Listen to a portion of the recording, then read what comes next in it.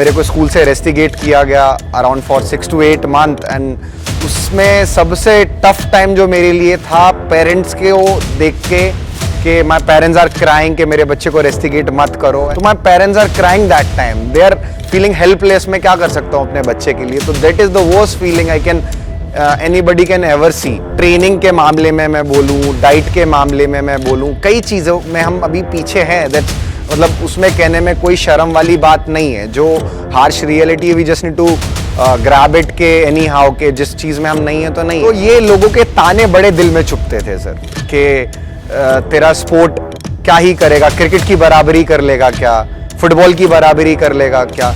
तो कभी भी किसी भी स्पोर्ट्स को या किसी भी इंडिविजुअल को किसी से कम नहीं समझना चाहिए। मैं कहूँगा उन लोगों के लिए एक बहुत बड़ा तमाचा था जो ये सब चीज़ें मेरे लिए कहते थे या मेरे को डीमोटिवेट करते थे। आई वुड से India, the world's largest democracy, is home to many cultures, religion and tradition. But there's nothing that unites the entire nation like sports. We are not just restricted to a cricketing nation right now. We saw what happened at the Olympics and the Paralympics. India is doing well in every sport, in every department. And today on the Republic podcast, I am Jishu Bhattacharya and I am joined with Sohail Khan, 19 times national champion and the world champion of the under 17 junior kudo championship. Sohail, how are you doing today? Welcome to Republic. Thank you so much Ritu भाई, thank you. So, Sohail, you know, Kudo is a lesser known sports. It has just been recognized by the Indian government. Not many people know about it. So, just to start with, can you just take us through to what the sport is all about? Yeah, so Kudo is a mixed combat sport. Kudo came from Japan and India. Kudo is a full contact mixed martial art, I would say. When I'm saying it's a full contact mixed martial art which consists of karate techniques, taekwondo techniques, kickboxing techniques, muay thai, jiu-jitsu and wrestling and boxing techniques as well. तो जिसके अंदर सभी खेलों का समावेश है mix martial art के तौर पे, that is called I would say kudo, बड़े सरल भाषा में मैं कहूँ। And it is the 21st century martial art as well, because जब हम बात करते हैं MMA या all these brutal sport I would say जिसमें इंजरी के चांसेस बहुत ज़्यादा रहते हैं, तो kudo is a full contact mix martial art but it also have safety equipments as well, जिसके अंदर सामने वाला अपोनेंट या आप खुद इंजरी के तौर पे बहुत मिनिमम इंजरी काइंड ऑफ होती हैं। तो it's a safe as well and it's give the same feeling as MMA as well. Okay, so you're also known as the golden boy of Madhya Pradesh, right? Yes, I yes, mean, yes. you come from such a humble background. So, I mean, you know, kids in our country, they tend to start with cricket as their first sport. 5-year-old, 4-year-old kids. I mean, it's really intriguing to me that you took up such a sport which is not very well known. So what caused that? I mean, what was your motivation behind it, or let's say, what was in Kudo that attracted you to take up that sport as your profession? Actually उसके पीछे भी एक छोटा सा story है, I just would like to share it. मैं school से rusticate हुआ, मैं बहुत notorious kind of a student था, पढ़ाई में मन नहीं लगता था। तो there was one of my coach doctor Mohammad Ejaz Khan sir, उन्होंने मेरे को पुश किया कि why not you start martial art. तो मैंने कहा सर ये क्या होता है, मैंने तो कुंफू कराटे सुना है, देन लेटर आई नो कि kung fu is different art and karate is a different art, but never all. I started my martial art journey with karate. I won national medal in karate. Then I switched to taekwondo.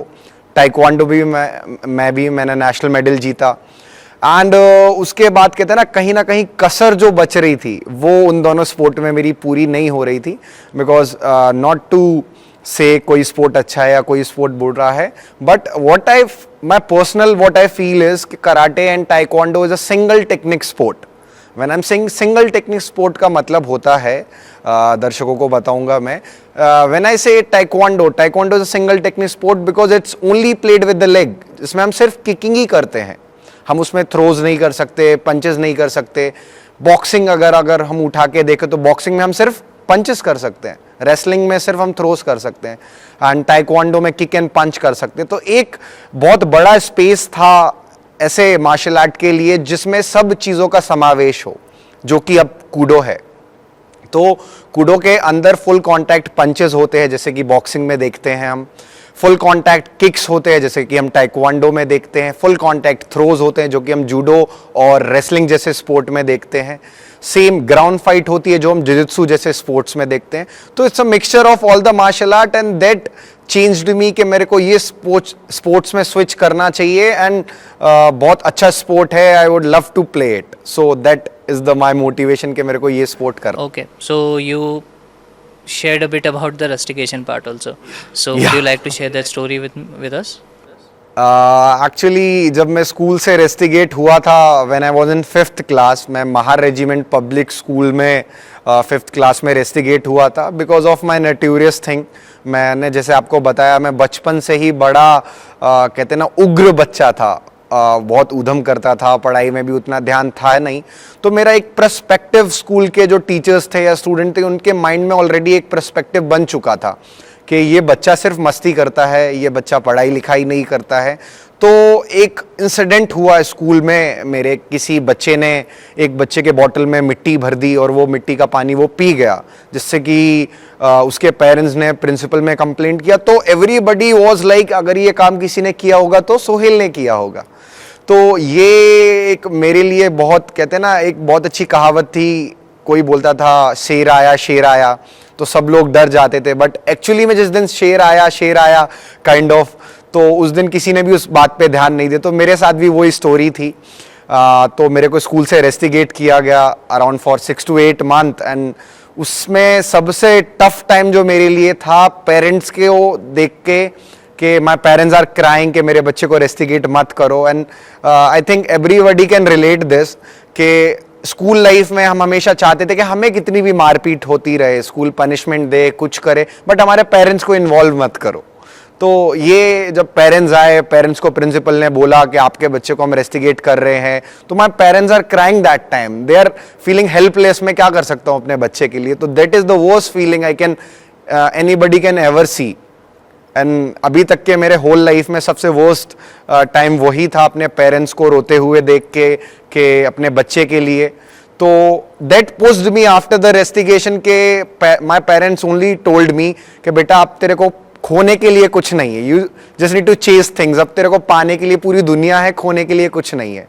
तो वो मेरे लिए हमेशा दिमाग में ये चीज़ चलती रही कि अब कुछ ना कुछ तो करना है, बिकॉज मेरी ना इमेज है, ना मैं स्पोर्ट्स में हूँ, ना पढ़ाई में हूँ, तो कुछ भी करूँगा तो अच्छा रहेगा. देन मेरे कोच हैं अभी I would say doctor Mohammad Ejaz Khan sir, उन्होंने मेरे को पुश किया कि why not you start martial art. And I done karate, taekwondo and then I switch to Koodo.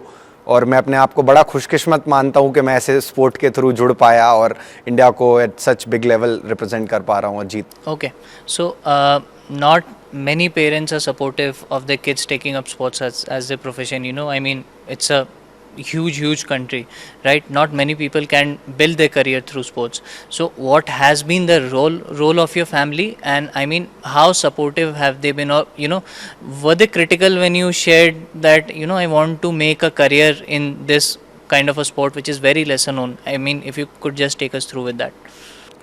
Sir मैं ये स्पोर्ट्स और पढ़ाई के मामले में एक बड़ी पुरानी कहावत है, अभी तक वो हमारे जैसे छोटे शहर आई वुड से प्रचलित है कि पढ़ोगे लिखोगे बनोगे नवाब और खेलोगे कूदोगे तो होगे खराब.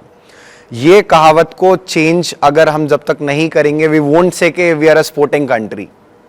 क्योंकि वी से के मेट्रो सिटीज़ में वी आर सेइंग के we can choose sport as a profession, but village area में वो अभी भी कहते हैं भाई पढ़ाई नहीं करेगा तो क्या करेगा, स्पोर्ट्स में कुछ भी नहीं रखा है. And ultimately I think government और बाकी सबको भी इनिशिएटिव लेना पड़ेगा इस सोच को बदलने के लिए. many things are changing day by day. All credit goes to the government, I would say, people like you जो स्पोर्ट्स एथलीट्स को ऐसी अपॉर्चुनिटी प्रोवाइड कर रहे हैं. बट उन जगह पे भी ये चीज़ें जाएंगी, उनके पेरेंट्स समझेंगे तो ये सिनेरियो चेंज होगा. मेरे पेरेंट्स ने हमेशा सपोर्ट किया, but at the same time वो ये भी कहते रहते थे कि बेटा पढ़ना तो पड़ेगा. आई अंडरस्टैंड आपका पढ़ाई में मन नहीं लग रहा है, आई अंडरस्टैंड आप पढ़ाई में थोड़े से वीक हो सकते हो, but you can't say I am switching off totally from the studies. तो आपको पढ़ाई तो करनी पड़ेगी. तो पढ़ाई उसके बाद फिर जब मैंने स्पोर्ट ज्वाइन किया तो I also excelled in studies as well, मैं टॉपर के लिस्ट में आने लगा. I was I think 86% in 12th CBSE board. तो मैं पढ़ाई में भी अपने आप को पाने लगा कि यार कॉन्फिडेंस की ज़रूरत थी और सही दिशा में जाने की ज़रूरत थी, जो कि मेरे को स्पोर्ट्स ने प्रोवाइड की. सेल्फ कॉन्फिडेंस, टीम वर्क, जो चीज़ें स्पोर्ट्स ने सिखाई, आई थिंक वो आज किताबें या किताबी ज्ञान या स्कूली ज्ञान नहीं सिखा सकता है वो. Okay, so a sports person's life, or rather I'd say an athlete's life, is a very disciplined kind of a life. You're like a Right. saint who is meditating every day, right? Not like a regular life, you go out, party, you can have this, you can have that. So any particular sports person, I mean, can be in your sports, can be in a different discipline. Any other particular sports person or an athlete you look up to or you draw inspiration? Because I assume that every athlete looks for an inspiration that keeps him or her going. So anybody? I think Khabib जो UFC fighter हैं वो मेरे लिए एक बहुत बड़े inspiration है. ना कि सिर्फ फाइट के पर्सपेक्टिव में, आई वुड से कि जो फाइट के बाहर जो वो चीज़ें फॉलो करते हैं या जो चीज़ें कर रहे हैं, दैट मेरे को बहुत अच्छी चीज़ें लगती हैं. कि रिस्पेक्ट, क्योंकि मेरा मानना सर एक बड़ी अच्छी बात है कि अगर आप पढ़ाई में अच्छे नहीं हैं या स्पोर्ट्स में अच्छे नहीं तो भी चलेगा, बट एक इंसान अच्छे रहें. तो मेरा मैं उस फिलॉसफी का व्यक्ति हूँ जो सिर्फ कोई अच्छे मार्क्स लेके आ रहा है या कोई बहुत बड़ा एथलीट है बट वो पर्सनल टर्म्स पे या उतना अच्छा इंसान नहीं है, तो मैं उसको ज़्यादा तवज्जो नहीं देना प्रेफर करता हूँ. इंस्टेड ऑफ अगर कोई छोटा आदमी भी है, उसका सोच बड़ी है, साफ दिल का है, तो मेरे लिए वो ज़्यादा मैटर करता है sir. Okay, so I mean, you have competed all over the world, right? And you hail from Madhya Pradesh. You are into Kudo. So any difference that you see is there? I mean, out there in the overseas sporting culture that we don't have, or where can we scale up, or what are we doing good to becoming a sporting country right now? I mean, you see any changes? Sir changes तो बहुत है I would से, क्योंकि हमारे यहाँ पे अभी sports की चीज़ें डेवलप होना स्टार्ट हुई हैं. They are already developed I would say. तो ट्रेनिंग के मामले में मैं बोलूँ, डाइट के मामले में मैं बोलूँ, कई चीज़ों में हम अभी पीछे हैं. दैट्स मतलब उसमें कहने में कोई शर्म वाली बात नहीं है. जो harsh reality, we just need to grab it के एनी हाउ, के जिस चीज़ में हम नहीं है तो नहीं है, but ultimately we just need to grow anyhow. तो अगर हम ट्रेनिंग के मामले में भी बात करें, क्योंकि हमारे जो कोच है वो यही चीज़ कहते हैं, आपके भी 2 हाथ पैर सिर है, एक सिर 2 हाथ 2 पैर है, सामने वाले का भी वही सिनेरियो है. तो यू कांट से कि उसके पास ज़्यादा स्ट्रेंथ है वो स्किल में, माइट भी उसके पास आपसे ज़्यादा फैसिलिटीज़ हो सकती हैं, उसके पास शायद आपसे ज़्यादा न्यूट्रिशन के लोग हो सकते हैं, ज़्यादा स्पॉन्सर्स हो सकते हैं जो हर टूर्नामेंट में आपको कर रहे हों स्पॉन्सर्स, उसके पास आपसे ज़्यादा एक्सपीरियंस हो सकता है उससे. तो ये चीज़ें हमें अपने एथलीट्स को प्रोवाइड करानी पड़ेंगी, तब हमारे एथलीट्स इंटरनेशनल पोडियम्स पर मेडल लाना बड़े लेवल पे चालू होंगे. आई वुड नॉट से कि एक मेडल लाने से, अभी क्या होता है, एक मेडल लाने से हम समझते हैं अरे हमने गोल्ड जीत लिया, but when we see the medal tally, अभी मैं रिसेंटली आते हुए मैं पैरा ओलंपिक्स की मेडल टैली देख रहा था और our Indian contingent is doing really great job. But when I have seen the total medal tally कि अपन के आई थिंक 26 मेडल्स टोटल आए हैं एंड चाइना के अराउंड सिर्फ 40 गोल्ड अकेले आए हैं, तो उस लेवल पे भी हमें कंपेयर करना पड़ेगा. If we are saying we just need to become a sporting country other than cricket और अदर देन ग्लोबल स्पोर्ट, तो हमें हर स्पोर्ट्स को इक्वल वैल्यू देनी पड़ेगी. चाहे वो क्रिकेट हो सकता है कि शायद फुटबॉल हो या कूडो हो या कराटे हो, हम उनको उतना वैल्यू नहीं देते. That's harsh reality of Indian fans I would say and community as well. तो हमें उनको भी उतनी ही इज्जत देनी पड़ेगी. Ultimately they are also representing India at such a global stage, they are also wearing the jersey of India. तो ये चीज़ें हमें चेंज करनी पड़ेंगी, आज नहीं तो कल, बट तभी हमारा इंडियन स्पोर्ट ग्रो करेगा. Okay, so talking about the Olympics and the Paralympics, do you think that there is a mental blockage or a mental pressure that an athlete starts to crumble on a global stage like that? And if this is the case, how we can better it? I mean, what is the way out? I mean, talking to you when you are competing on such a big stage, how do you get rid of your mental pressure that you have? Sir वो चीज़ है ना, जैसे आपने बोले बड़े level पे अपने जो एथलीट्स हैं या कोई भी एथलीट हो, वो थोड़ा कहते हैं ना नर्वस हो जाता है. वो क्यों होता है सर?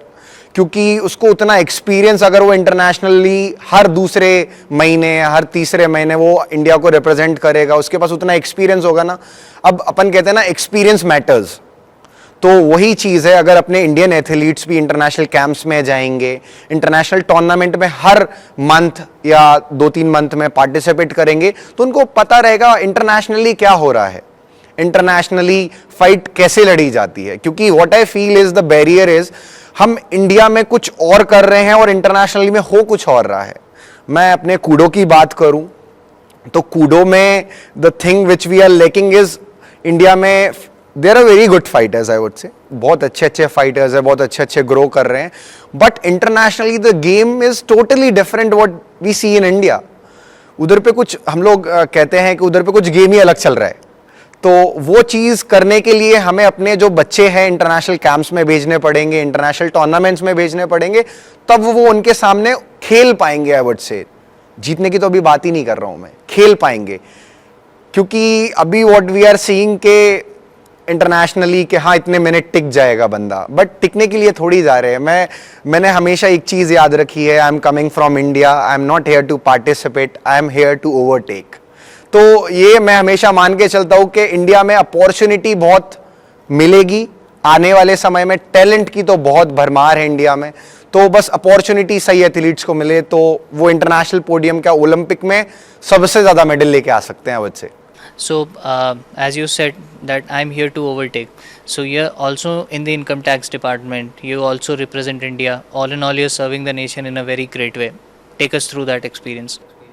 आई थिंक ये एक्सपीरियंस बहुत मेरे लिए बहुत प्रिय है, ये मेरे मन के। क्योंकि सर क्या है ना, जब स्पोर्ट्स लाइफ में रहते हैं तो ताने बड़े मिलते हैं। And I come from a sport Koodo, I already told you about. तो लोगों के ताने बड़े रहते थे कि क्या ही कर लेगा स्पोर्ट को लेके, तेरा स्पोर्ट्स तो इधर पे नहीं है, इसमें नहीं है, क्या ही तेरे को सरकारी नौकरी मिलेगी, तू ओलंपिक जाएगा क्या। तो ये लोगों के ताने बड़े दिल में चुभते थे सर कि तेरा स्पोर्ट क्या ही करेगा, क्रिकेट की बराबरी कर लेगा क्या, फुटबॉल की बराबरी कर लेगा क्या। तो कभी भी किसी भी स्पोर्ट्स को या किसी भी इंडिविजुअल को किसी से कम नहीं समझना चाहिए। अगर हम क्रिकेट और फुटबॉल को कंपेयर करें तो दोनों अपने अपने में लेजेंडरी स्पोर्ट है। किसी की कोई खासियत है तो किसी की दूसरी होगी। तो किसी को कंपेयर किसी से करना is not a good thing, I would say. तो ये चीज़ जब मेरा इनकम टैक्स डिपार्टमेंट में कूडो स्पोर्ट्स कोटे के थ्रू नाम आया तो मेरे को बड़ी दिल में खुशी हुई। और मैं कहूँगा उन लोगों के लिए एक बहुत बड़ा तमाचा था जो ये सब चीज़ें मेरे लिए कहते थे या मेरे को डीमोटिवेट करते थे। आई वुड से डीमोटिवेट करते थे कि पेरेंट्स से बोलना कि आप अपने बच्चे को पढ़ाई लिखाई में इन्वॉल्व करो, खेल में कुछ नहीं रखा है। तो ये चीज़ें चेंज होनी चाहिए जो मैंने आपको बताई सर। वो थोड़ा सा मुश्किल है क्योंकि मेरे पेरेंट्स तो इन चीज़ों से कैसे ना कैसे डील कर लिए कि नहीं बच्चे का मन है। हर पेरेंट्स नहीं कर सकता ना सर। सोसाइटियल प्रेशर इतना ज़्यादा हो चुका है आज कि लोगों को अपने से ज़्यादा दूसरों की पड़ी है कि दूसरे मेरे बारे में क्या सोच रहे हैं। तो ये चीज़ होनी चाहिए चेंज, आई वुड से। So my last question to you, Sohail, would be that most of us are a 9 to 5 working kind of a guy, right? We work in corporates and stuff. Many people want to keep themselves fit, but they fail to keep themselves fit because of their working culture. What are their working hours or professional commitments? So as an athlete, if you had just 3 quick tips to share, how can a person monitor his fitness or maintain his fitness apart from his day-to-day work? So what would those 3 tips be? First of all proper sleep. अब मैं माना आप busy हैं, आपका 5 से 9 शाम को, सुबह 5 से मैं 9 तक मान रहा हूँ आपका जॉब है, तो आप जितना फिजिकल एक्टिविटीज़ कर सकते हैं। I am not talking going to the mainstream physical fitness. जो बेसिक चीज़ है, पहली तो आप नींद पूरी लीजिए।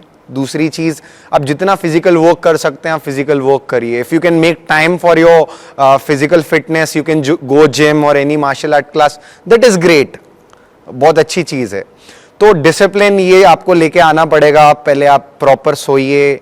Diet is most important, I would say. Not that junk food kind of once in a while, I think everything is good. We are here to enjoy our life and all those things, it's good, but सही चीज़ खाना is also important. क्योंकि किसी ने बड़ी अच्छी चीज़ कही थी कि हम 20 से 40 तक पूरे टाइम लगे रहते हैं पैसा कमाने के लिए, और फिर 30 के बाद हम पूरा 35-40 के बाद हम पूरा अपना वही पैसा लगाते हैं अपनी फिजिकल फिटनेस को मेंटेन करने के लिए। तो अगर हम थोड़ा थोड़ा ध्यान इन चीज़ों पे अभी से देना चालू करेंगे तो आगे चल के इतना प्रॉब्लम नहीं आएगी। तो डाइट, स्लीप एंड फिटनेस में यू कैन मेंटेन थोड़ा बहुत, अगर जिम जा सकते हैं आप, मार्शल आर्ट क्लास जा सकते हैं, या कहीं पे भी नहीं जा सकते तो physical activity, yoga is the best option I would से, अगर आप घर पे करना चाहते हैं। Okay, Sohail. So it was wonderful talking to you. I hope you continue to do us proud and take India's name forward on many global stages. Thank you for joining us here on Republic Thank World. you. Thank you, Jitu bhai. Thank you.